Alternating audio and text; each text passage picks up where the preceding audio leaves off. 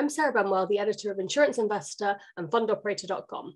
I'm here with Maria Long, Content and Research Director at the Standards Board for Alternative Investments. Maria is speaking at our ESG Investment Leader Europe conference later this year, and ahead of that, we just wanted to catch up with her to get a little bit of a flavour of what she's going to be talking about. Hi, Maria. Hi, it's great to be here. Thank you for asking me. Great to have you. So my first question, obviously you're talking about ESG at our ESG conference, and my first question is, how should institutional investors be thinking about ESG when it comes to alternative investments? So we've talked about this a lot. We have a large responsible investment working group that has, I think, about 200 people on it now, but a mixture of asset managers and allocators. And it's a question that the asset managers are often asking of the institutional investors, how are you thinking about this? But really where we've come down on it is there's really no one way to think about it. It all very much depends on what your objectives are.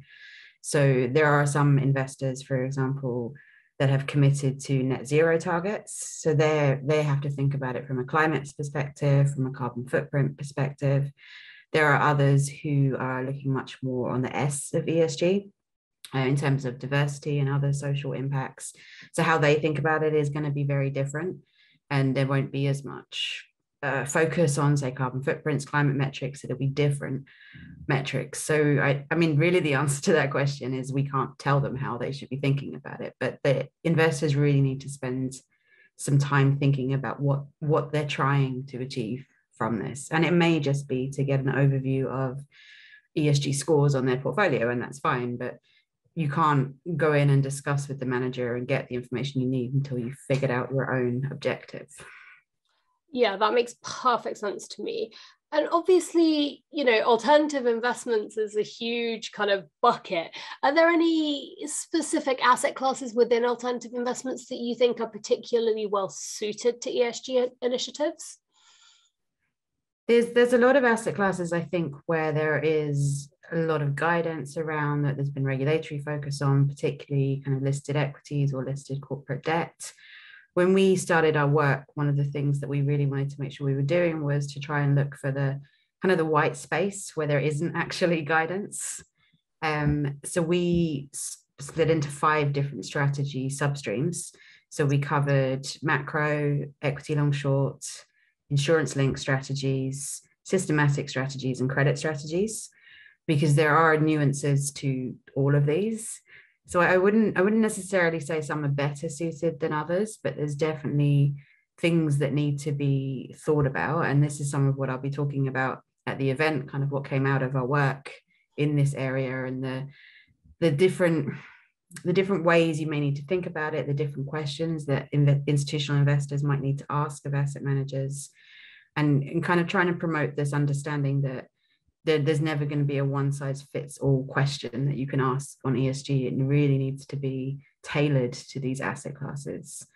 So you'll be able to directly engage more in some asset classes, but you might have to do indirect engagement in other asset classes.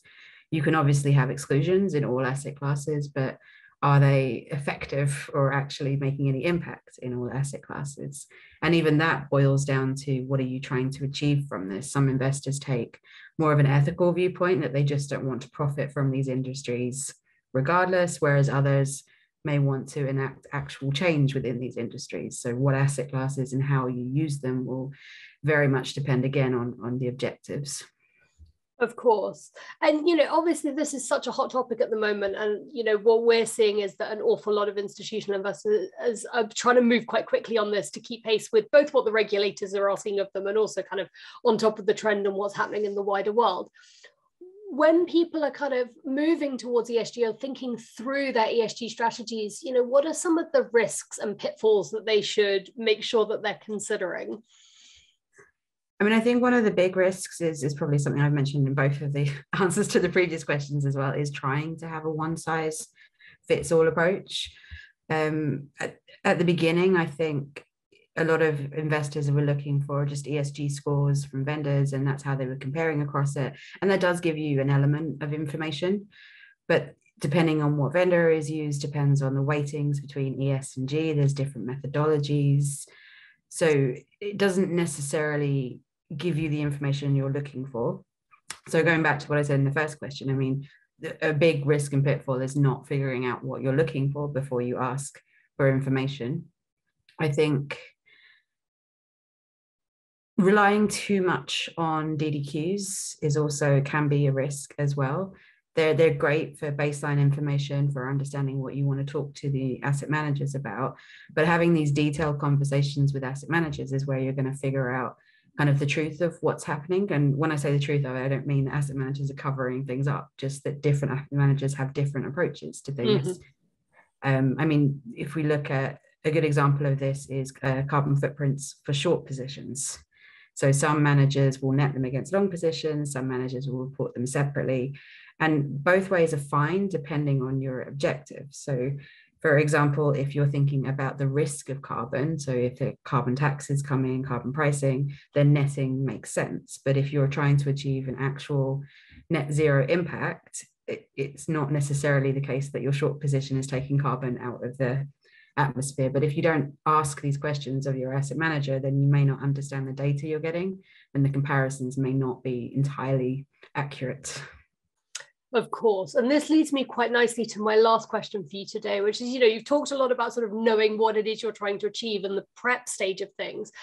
How can investors make sure that their ESG strategies are having the effect that they plan? So they've decided what they want to achieve, but how can they make sure that it's working and that they're actually moving the needle on ESG in whatever way they decided?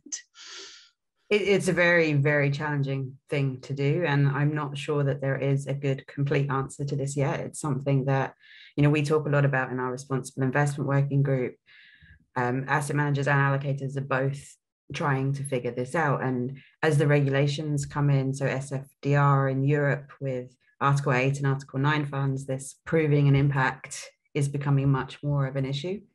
And it's much easier said than done. I mean, you can invest in a renewable energy company, but does that actually mean that you're helping the creation of renewable energy or moving the needle? I mean, the main thing I think for investors to do is to look at what the objective of the fund they're investing in is, and then ask the asset manager how are they measuring that they're sticking to this objective, that the assets that they're investing in meet the criteria that would meet this objective. I think that's really where we are right now, but there's a lot of thought going into different ways of measuring impact and additionality and the achievement of objectives, but it's hard. Yeah, no, of course it is. Thank you very much. This has been really interesting, and I can't wait to hear more from you at the conference, and in particular, more about the research you've done and some of that exploration of asset classes that you mentioned. So it would be really great to hear more from you then, and thank you for talking to me now. Thank you. I'm looking forward to it.